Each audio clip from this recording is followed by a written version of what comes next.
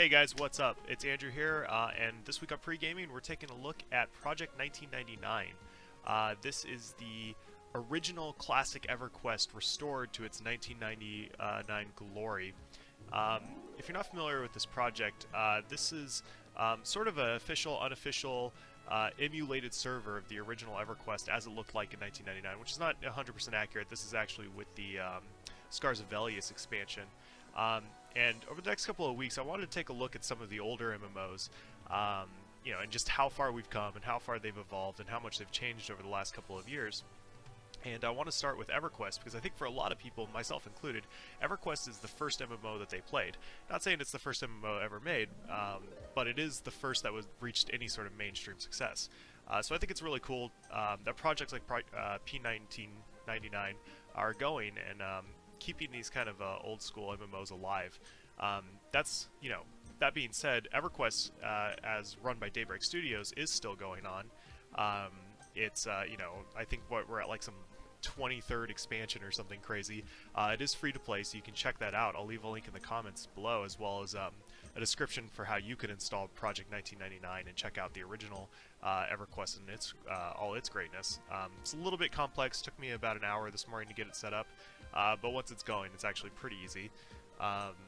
And yeah, we're gonna jump right in. So we are looking at EverQuest in all its glory. For you Warcraft, you guys who started MMOs playing Warcraft, this just looks like, chaos to you. But this is kind of where a lot of people got their first taste of persistent online games. And to kind of set the tone of it, this was 1999 that this came out. I think we had Ultima Online for a little bit before that, and then before that even further, like Meridian 59, and then Neverwinter and things like that on AOL. But this was like the first true 3D virtual world, and people went crazy for this. There were articles on Time Magazine about it. People were saying, "Oh, it's addictive, it's evil." Those things that they said about Dungeons and Dragons back in the day. Those were all things in EverQuest. But the reality is because some of the design decisions in this game were so time-consuming, people did get hooked on this game. People did have to sit and play this game for like 9 or 10 hours at a time just to make any progress, as opposed to today where you can jump into Final Fantasy 14 or Warcraft and just play for 15 minutes and still make progress on your character. That wasn't like EverQuest at all. To kind of give a description of where we are right now, I just created a character on P1999, and we are wandering around Kinos. This is the starting city of the humans and Wood Elves. No, not Wood Elves. Sorry, Half Elves. And I played this game a lot when I was a kid, but this is very new and unfamiliar to me territory.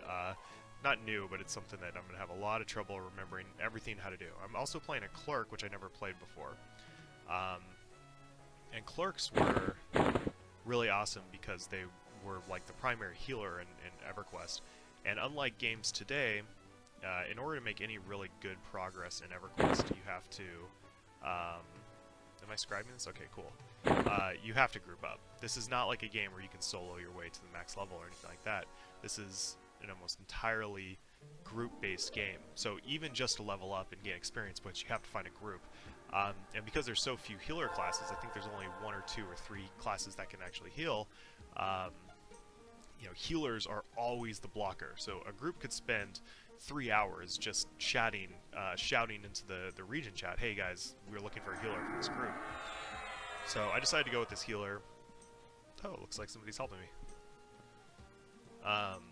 This is a live server. I think last I checked it was around 900 players at this time. I don't know who's healing me though. Anyways, so somebody cast Skin Like Wood on me. Go ahead and cast Courage on myself. Alright, so you'll see a lot of things, you're probably familiar with. Spell casting, things like that, buffs up here. My first quest, again, I just made this character, so we just dropped us off in your hometown, Kinos, with absolutely no direction or anything like that. Just a note in your inventory to join us at the Worship of Light Seek enlightenment. Devote yourself to the will of Rodkit Knife. Okay. Let's go do that. The Temple of Life. Now, I do remember where this is. Oh, man. See, I love that EverQuest is like... these towns are like real towns. They're not like laid out in any intelligent way. They just... There's so much character in these very simple towns, like empty houses, like, you know, NPCs that aren't there for anything. And one of the things I really love about EverQuest... oh, what's going on here? Is that the way you communicate with NPCs is not, you know, you don't see a little arrow over their head or anything. You walk up to them and you hail them, and you can see down in the text box in the lower bottom, Narissa Clothespinner says, "Good day to you. Be careful in the city of Kinos. Rumors of corruption may be true. Believe me, I wish my sister were here to help." And you can see in certain, in the text, there's certain words in brackets. So rumors and sisters are both in brackets, and the way that we communicate and get more storyline is we actually type in to the NPC. We say, "What rumors?" And she responds, "I have heard that a few of the Kinos merchants and guards are not happy with the current state of the city." Stuff like that, though, I'm actually having to type in to get to talk, makes me feel like I'm in this like real live world. There's something in here. No. All right. So I do remember where the Temple of Rodkit Knife is. Yeah.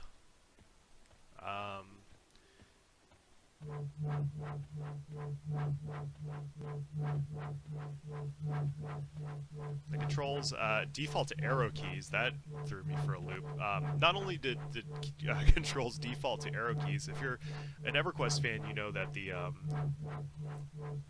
auto attack key is automatically defaulted to your A key.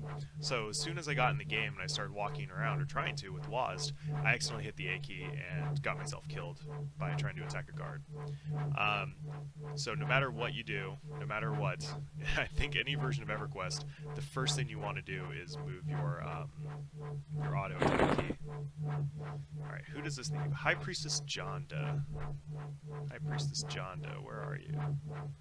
There we go. Alright, so I have this letter. Can't get rid of these tutorial tips. Go away.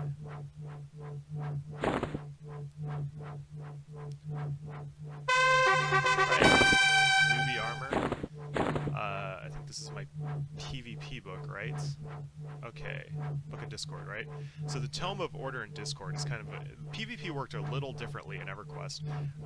There were PvP servers where, you know, you could attack each other, or there was evil versus good races and all these different rule sets.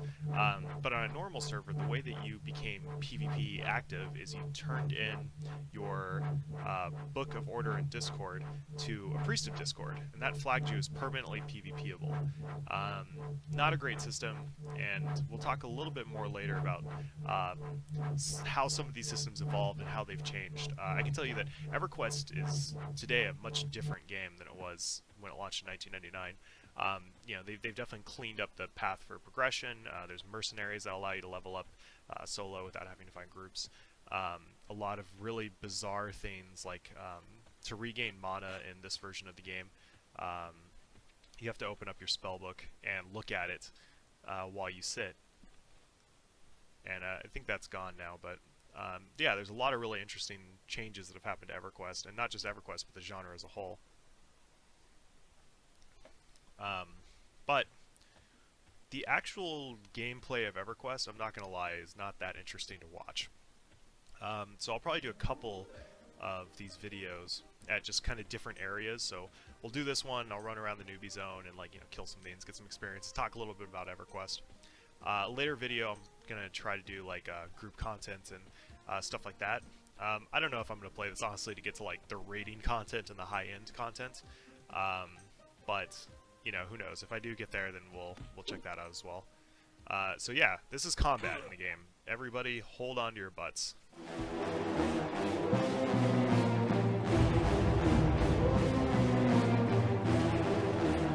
I am drinking PPR today. So you basically, I'm going to stand here swinging a club at a gold up and hope that he dies before I do. Here's my health. I'm already at 50%. He's at 25%. Things aren't going well for me. Oh, he's running.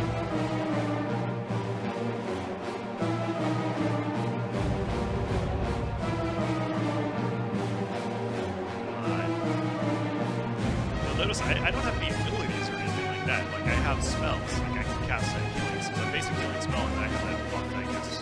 Oh, wait, no, I did cast that buff.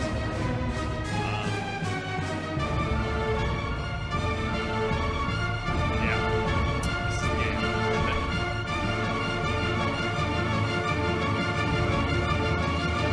Oh, you know what? I should have... There's training points in this game. I forgot about that. I should have gone back and invested some points in one-hand blunt. Alright. Got some coin, no loot, but good chunk of experience points. I am now 1 bar to level 2. Woohoo! I did take some damage, so we're going to go ahead and heal myself.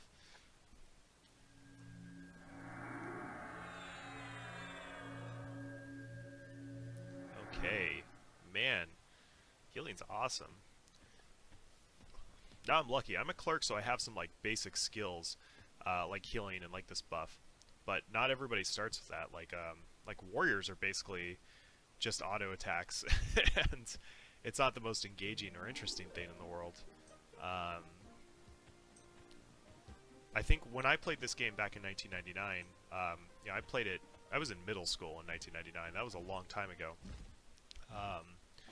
But I played first I started off as a rogue, half a rogue, and I got that up to max level. But I was finding a lot of difficulty finding groups. Because I was in school still, I had very limited hours that I could play. So very, the odd weekend here and there, I'd sit down for 3 hours or something for the most part. I had to play sporadically in the evenings. And I had a lot of trouble finding groups, and a lot of trouble, getting in my game-mates groups. So I decided to roll a paladin, which was those guys had a lot easier time fighting groups. They were a tank class, so that's always needed. But importantly is they can do something that can res. In EverQuest, when you die, you leave a corpse on the ground, and kill the screen snake. And today, that corpse, it's not a big deal if you die in EverQuest today, but back then, dying really sucked in EverQuest. You would lose a good chunk of your experience. You could even de-level. And worst of all, you left a corpse somewhere. You left a corpse on the ground in the world. You had to get that corpse back or lose all of your stuff. I think you had 7 days to do it.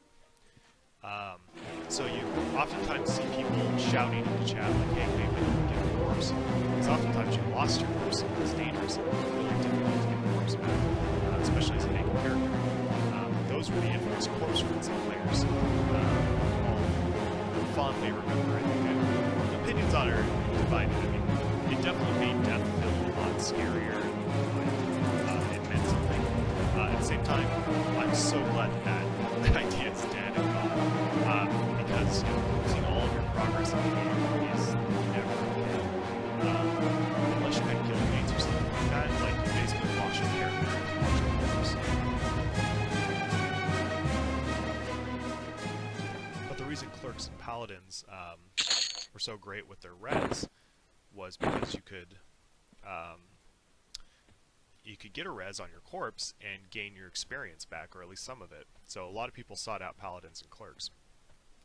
And I will say one of the things that I loved about this game was that today MMOs and the classes tend to be like sort of a function like in combat. That's if we use Final Fantasy XIV as an example, a bard is DPS, warriors tank, paladins tank, white mages, they serve a function in combat, and outside of combat, that's it. They go through the storyline.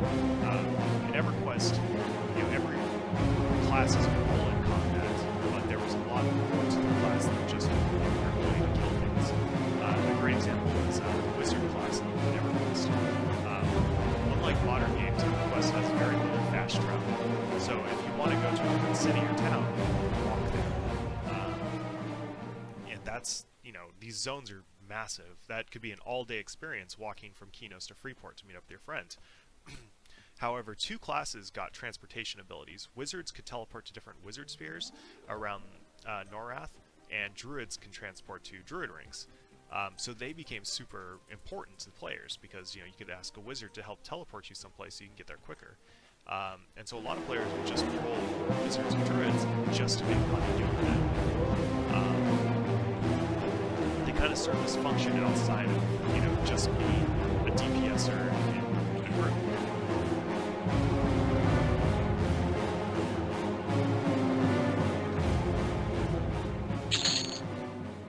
I mean, essentially, you're looking at the core gameplay of EverQuest right now. You can tell I'm not doing very interesting things. I'm just basically running around this newbie yard killing random mobs.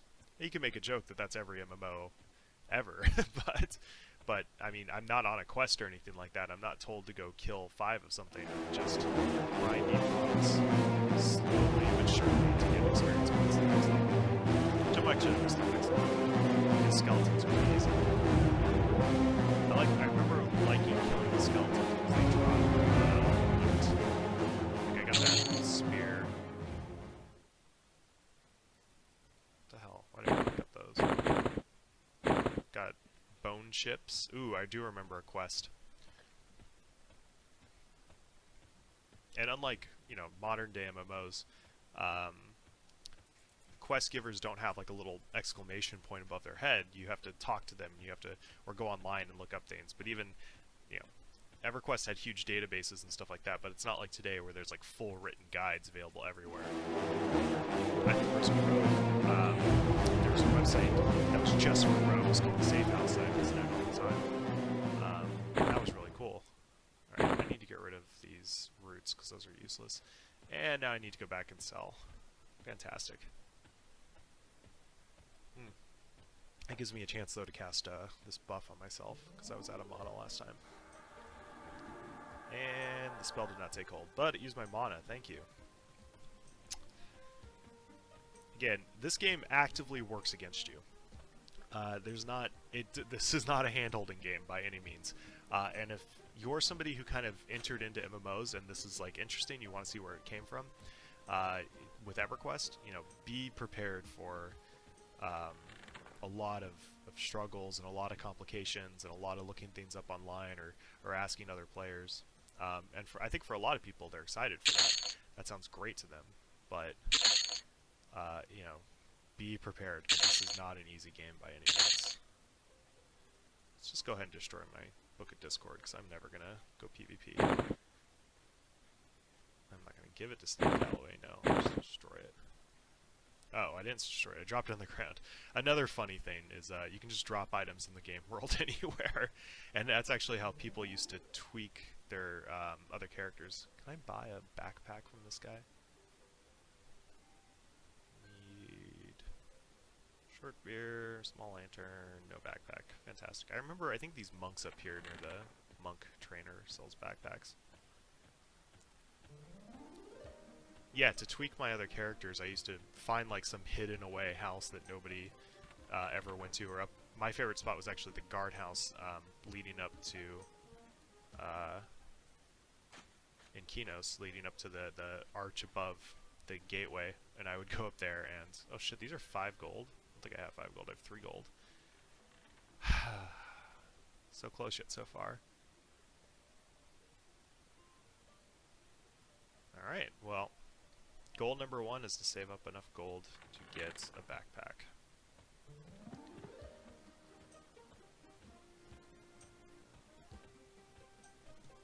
So my personal history with EverQuest, like I said, I played this game from launch. It launched in 1999.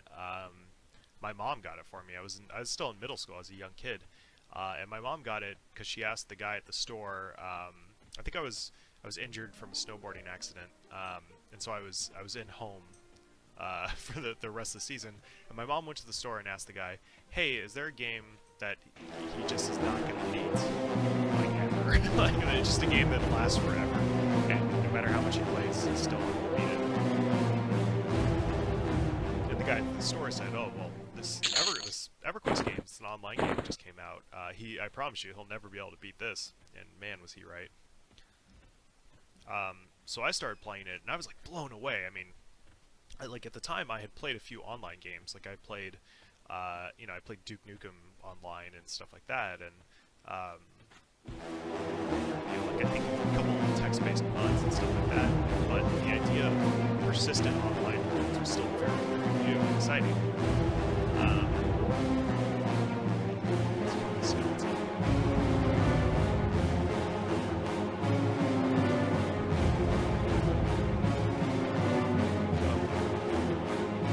And I remember just logging in, and my mom's like surprised because she has to put her credit card number in for the monthly subscription fee. So she's like, okay, well, this game better be amazing. It costs $15 a month. I'm playing it, and I'm walking around town, and it's night out, so I can't see anything, of course. But then I see another player where he's like decked out, he's a paladin. Oh, I leveled up. Oh my god, that sound brings back so many memories. Oh man, not only did I level up, but I got more inventory slots from the... He dropped a belt pouch, which is 4 extra inventory slots. Thank you, Mr. Skeleton. Dang. And now I'm level 2. Cool. What was I talking about? Here. Do I have 2? Oh, I have 3 bone chips. So this is questing. Let's hail him. And... Alright, I remember this quest. I need 2 of these. Hey, where are you going, asshole?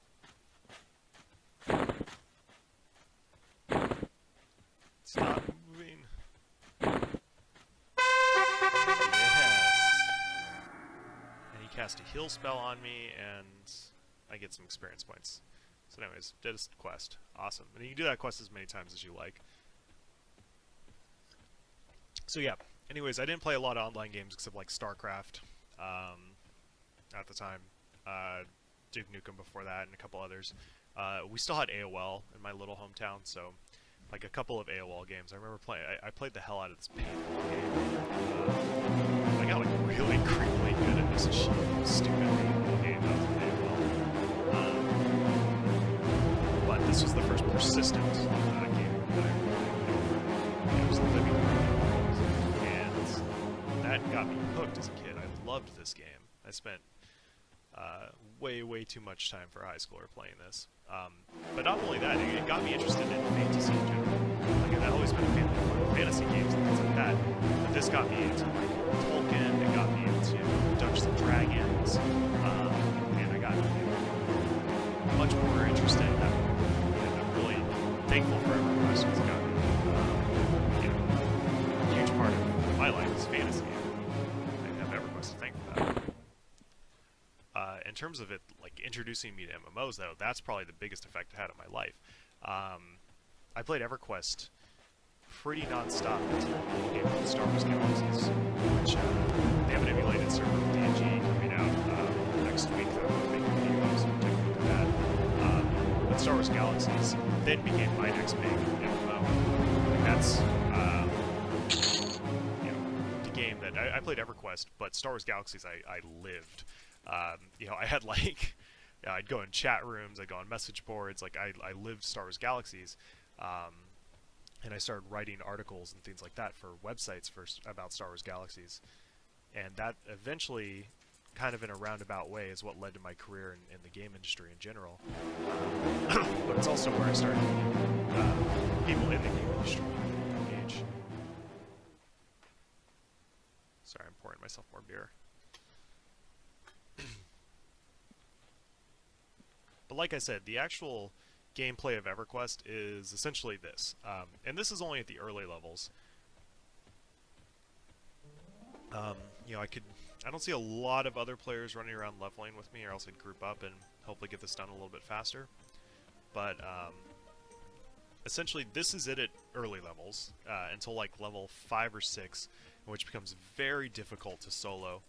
You know, you can see we consider things. I love that element where you look at things and you try to size up whether you're able to beat them or not. And this decaying skeleton looks like I can beat him sort of attack. But eventually it becomes almost insurmountable to fight something. You have to with the players.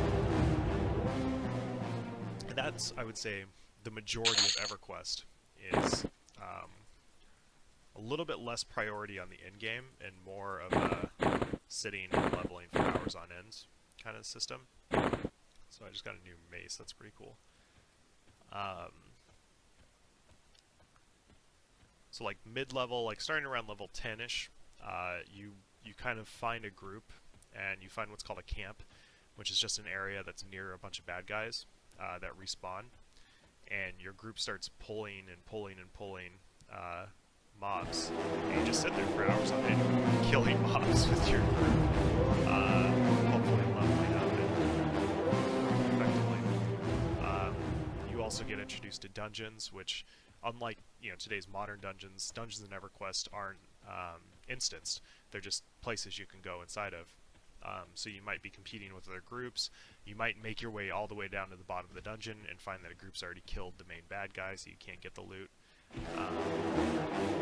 That's cool, I think. It's one of those things I think people look at really fondly back on and think, oh, that was so much fun. But really, maybe it's not so much fun today. High-end gameplay, max level gameplay in EverQuest is actually, I would say, more similar to like what MMOs are like today. There's a raid scene. There's all that. One thing about EverQuest that isn't, I don't believe, in this version, but alternate advancement is a system where you can keep getting experience points and keep leveling up in some form, whether it's just getting new abilities or getting small stat boosts and stuff like that. So the leveling game in EverQuest kind of never stops. So there's always room for just kind of sitting behind. But eventually you do get to the high-end game, you do start raiding and things like that. And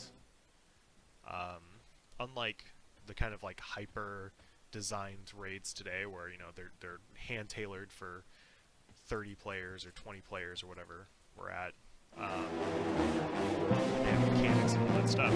Raids in EverQuest could just be a mess of players going into one area, like hundreds of players all attacking the same thing at once.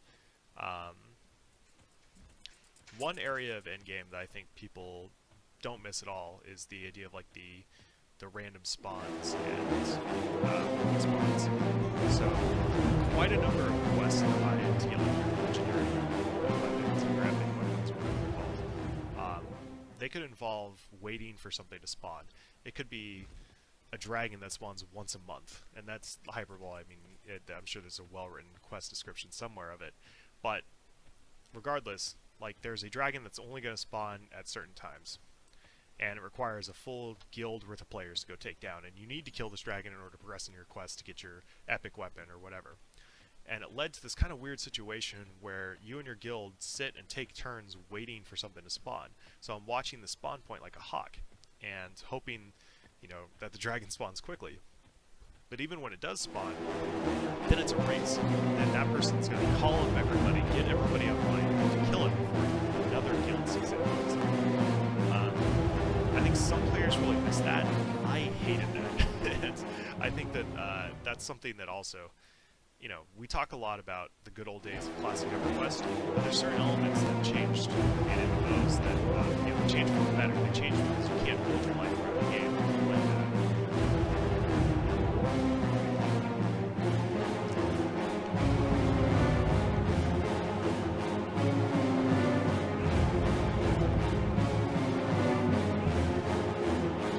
So EverQuest, it's been going for a long time. Like 1999 was not exactly like, think about 1999. This was before the PlayStation 2. Is a great way to kind of visualize that in your head. But yeah, games have come a long way. I mean, EverQuest itself got a sequel called EverQuest 2 in 2004. And like I mentioned, I played Star Wars Galaxies since its launch up until about EverQuest 2. And then I played both, kind of like split up. I played mostly Star Wars Galaxies, but then when EverQuest 2 came out, I played that for as long as it lasted until World of Warcraft came along, and all my friends started playing that, so I had to play with them. But EverQuest 2 I always enjoyed as to me, a better game for base Warcraft. I just felt like it had more content, a lot more social aspects. I don't know.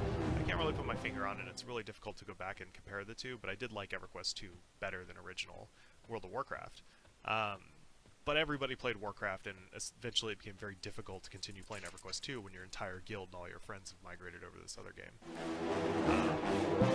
So eventually I left EverQuest 2, which in itself has been going on for a long time, since 2004, and is a totally different game today. I actually just reinstalled that not too long ago and was playing around with it. That's a game that has really not aged terribly well, but it's still, in terms of the amount of content in that game, it's like probably second to that.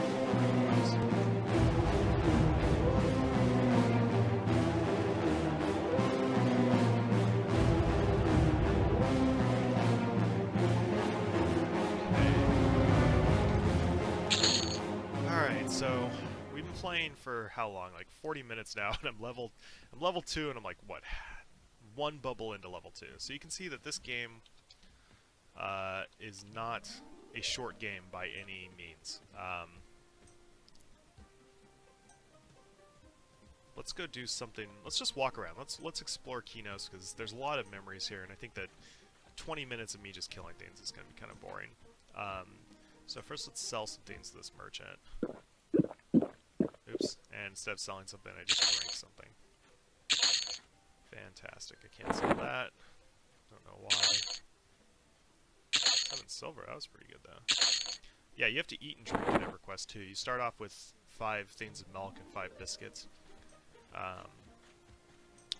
But in order to recover health and mana, you have to eat. So what are some things I remember about this game? Kinos is split into 2 areas. We're going to go check out the other area. EverQuest is separated into zones. So we'll zone here in just a second. You get a nice little load screen.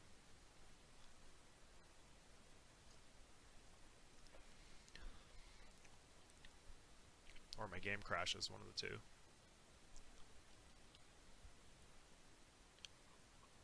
Alright, oh, and it's raining too. Rain is always fun in this game.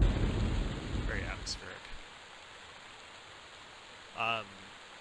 Another interesting thing is that humans in the lore of EverQuest can't see in the dark. Because, you know, humans. I'm playing a human. I am a human. We can't see in the dark. Other races like Dark Elves have infravision, so they can see like heat sources, or ultravision, they can see in the dark. But humans, when it turns dark out, almost can't see anything. It's pitch black.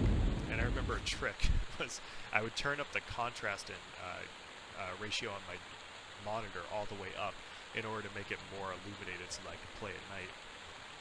Little things like that, you know, there's ways to work around that inconvenience, but it was also such a cool world-building thing that, you know, it made me feel like I was in another world and a character. There's a quest out here, I remember. So I just dived off the edge of the dock, but only because I remember there was like a bag or something. I don't see it, so maybe somebody else picked it up. Crap. Damn it. Oh well.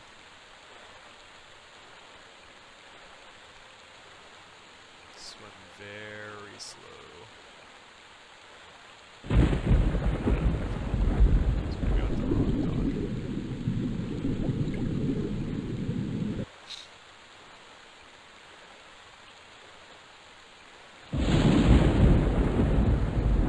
Oh boy, very slowly.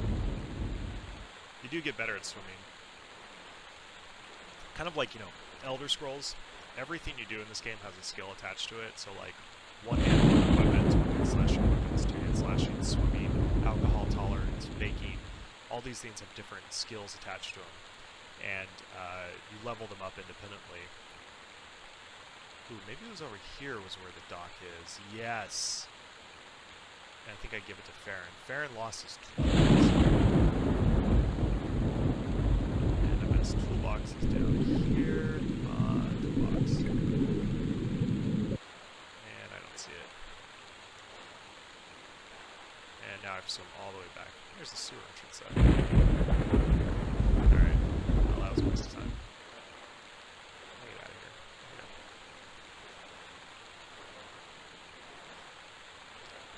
Like, I just got better at swimming by 1, so...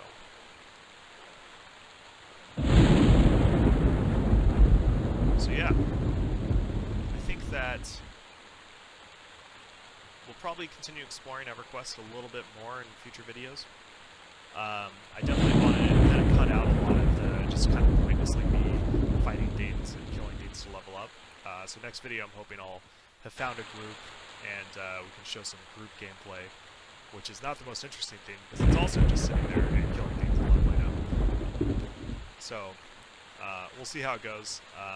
I know a couple other MMOs are coming out in the next couple of days that some old school MMOs, like the Star Wars Galaxy's emulated, certainly for HE comes out, everyone check that out, we'll make a video of that. I just found a group of fans who brought back Earth Eternal, an MMO that I was the lead designer on about 7 years ago, and I want to make a video of that because that's just a really cool thing they did, and it's a really cool game. I personally think it's a really cool game. Society, on the other hand, decided it wasn't that cool of a game. But yeah, we're going to do a whole series just talking about MMOs and kind of how far they've come. But this is one of the granddaddies, EverQuest here. You know, one of the first 3D MMOs. Definitely the first one that saw mainstream success. Definitely the first one that, you know, was controversial and people were saying, okay, this is ruining lives. But when you talk to people who either work in games or old school MMO gamers, they'll always point to EverQuest and say, hey, this is kind of where it started, this is where it began. And, you know, even today, Warcraft has EverQuest a thing, and, you know, Second Life has EverQuest a thing. All these things were built from this foundation. I think that's really cool. And I'm really glad something like Peanuts keeps that world going, keeps it the way it was back then, rather than the newer, more, I don't want to say casualized, but polished version of EverQuest that exists today that's operated by Daybreak. So yeah, it's really cool that this exists, and I encourage you to check it out. Like I said, be aware this is not an easy game by any means. This is this is about as hardcore as an RPG gets. So check it out.